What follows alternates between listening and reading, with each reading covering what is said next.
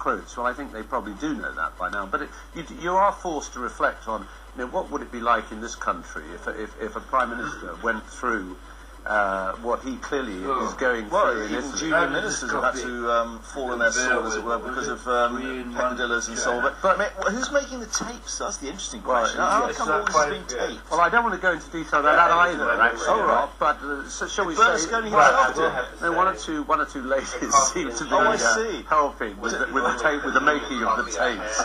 But I don't know them personally. You understand? Yes, here's my very good line. Love it. Right. Okay. Well, a little sort of interesting aside there on Italian politics. In terms of US politics, though, Obama's feeling the heat a little bit, it looks like. Rather different problems for President Obama. You do wonder, has this been the week when the honeymoon finally ended? And he's only been in office 7 months. We're told facing the toughest test. Yeah, this is in the Independent of his young presidency. He flew to the American heartland, that's Cleveland, Ohio, to make a direct sell of his ambitious healthcare reform plans to an American public who voted him in with such gusto late last year. And, the President's approval rating slipped below the 60% threshold for the first time this week. And it is remarkable, how quickly these honeymoon periods do end these days. Yeah, I mean, about green shoots. I mean, as you were saying, the Dow Jones closing above the 9,000 level last. Good figures from Ford and other bellwether stocks. Suggestions that in terms of the US economy, things may be actually looking a lot more positive. But this big problem he's got at the moment, where his healthcare reforms are clearly going to be, as far as going through Congress, concerned. The Dr. Clinton administration, of course. For sure did, and it is a real problem. We missed it at the time. We got it features, and I hope got it in full colour, blurred. And let's look at. Oh dear, dear. That is genuine colour, isn't it? That's not been doctored in any way. Absolutely.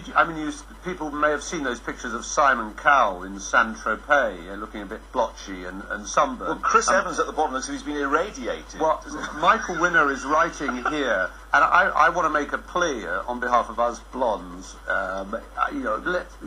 Michael says it absolutely sums up what I believe. What we really need is a pill with no side effects, counteracts the searing heat of the sun's rays, and leaves you just the right shade of beautiful bronze brown. Did you buy them on the plane? Well, we're all worried about it. You're worried about taking it. Mr. Evans' ginger locks appear to have been sort of bleached white by the sun as well. But it's that time.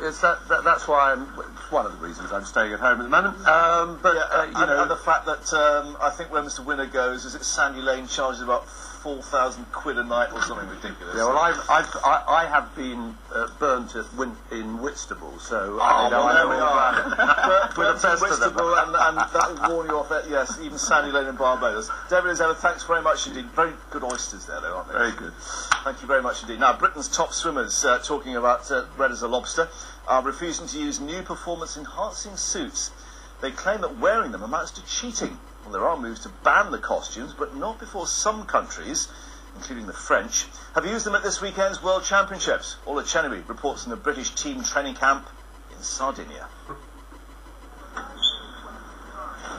It should be one of the purest of sports, with only natural ability and sheer dedication making the difference between hundreds of seconds. But advances in swimsuit technology have led to claims that winning is now more about the suit than the swimmer.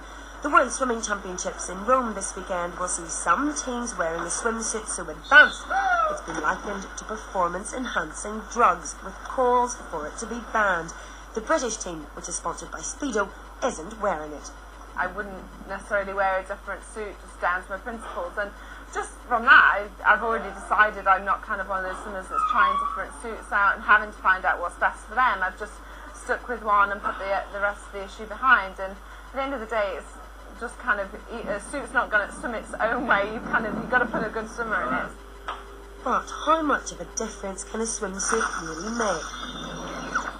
Here's former world champion Mark Foster in a pair of traditional shorts. Swimming 25 metres, his time just over 10 seconds. And here he is in the controversial new suit.